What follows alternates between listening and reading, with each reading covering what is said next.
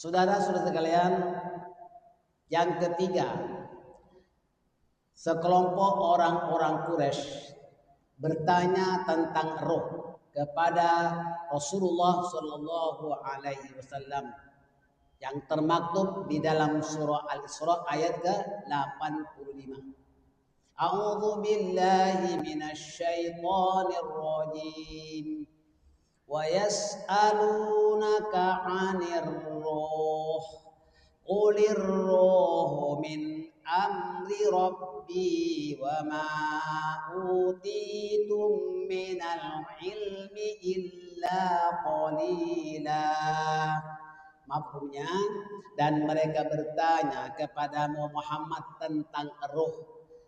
Katakanlah, jawablah ya Muhammad, roh itu adalah urusan Tuhanku. Dan tidaklah kalian diberi pengetahuan, melainkan hanya sedikit saja. Itu tak boleh ikut campur dalam urusan Tuhan.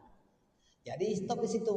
Di mana roh itu tidak diberikan ilmunya kepada siapapun.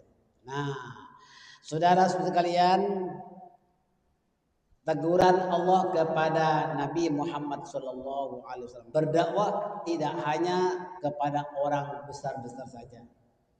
Kita perhatikan di dalam surah Al-Kahfi ayat ke-28. A'udzu billahi minasy syaithanir rajim.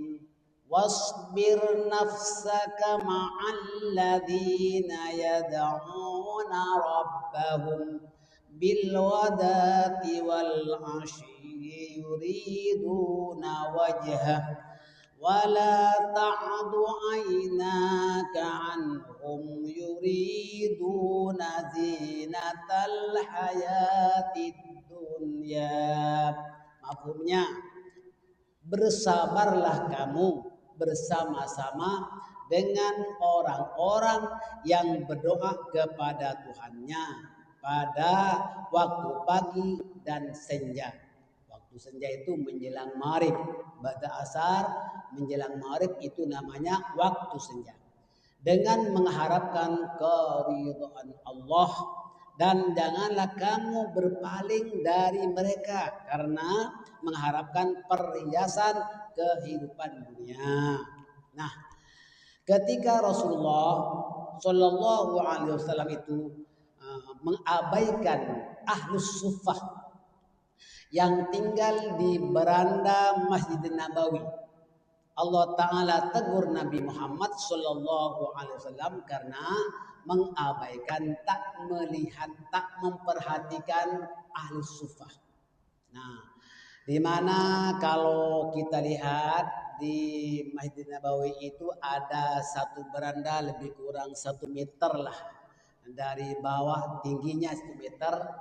Kalau daripada arah sana kita masuk dari pintu Babul Jibril, terus itu Al-Sufa. Kemudian di belakangnya itu Babun Nisa. Nah, itu ketemu dengan beranda yang tingginya lebih kurang 1 meter. Itulah termasuk siapa? Sahabat Abi Hurairah radhiyallahu anhu.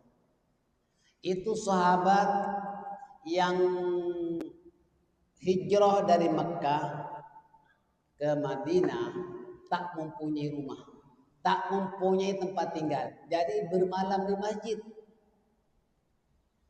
Kalau kita perhatikan, di situ ada tiang, namanya tiang tahajud yang menempel ke rumah Siti Fatimah. Kalau kita sesak-sak sedikit, itu lebih kurang bisa dapat 3 saf. Itu atas juga, di atas depannya beranda itu lebih kurang 3 saf dapat. Dan itu kalau kita lihat yang menempel ke tembok rumah Siti Fatimah itu namanya ustuanah, sholat tahajud. Ustuanah itu tiang tahajud. Nah, disitulah yang diperbincangkan. Nabi Muhammad tak begitu menghiraukan, tak peduli, tak pernah melihat kepada orang yang tinggal di sana. Maka ini ditegur oleh Allah Subhanahu wa taala. Wala ta'du 'ainaka anhum yuriduna zinatal hayatid. Janganlah kamu berpaling dari mereka karena mengharapkan perhiasan kehidupan dunia. Saudara sekalian, ini saja ditegur oleh Allah. Allah Ta'ala tak memperhatikan saja ditegur. Bukan masalah hukum hakam, masalah sikap dan penampilan baginda ditegur. Allah Ta'ala sangat meneliti. Maka Rasulullah SAW, wa ma yamtiku 'anil hawa in huwa illa wahyu. Tidak akan berkata walaupun sepatah kata. Nabi Muhammad tidak akan berkata, melainkan telah dikomando oleh Allah Subhanahu wa Ta'ala. Pada hakikatnya ini merupakan teguran kepada kita juga. Kita tidak boleh mengharapkan perhiasan dunia. Diterangkan di dalam ayat berikutnya, wala tuti' man awfalna qalbahu an dzikrina wattaba'a hawahu wa kana amruhu furqa. Dan janganlah kamu mengikuti orang yang hatinya telah kami lalaikan dari mengingati kami serta menuruti kehendak hawa nafsunya, dan adalah keadaan yang itu melampaui batas. Maka kita perlu tegur anak-anak kita, keturunan kita kalau mengabaikan sholat. Sholat itu ibu bapak sekalian hendaklah dikerjakan dengan konsisten.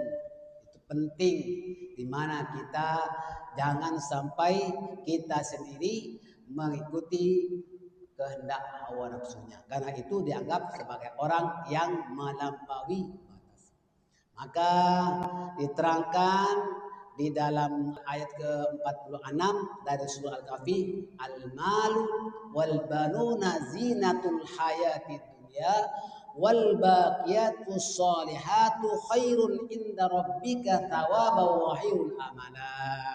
Harta dan anak-anak adalah perhiasan kehidupan dunia, tetapi amalan yang kekal lagi soleh adalah lebih baik pahalanya di sisi Tuhanmu, serta lebih baik untuk menjadi harapan insya Allah.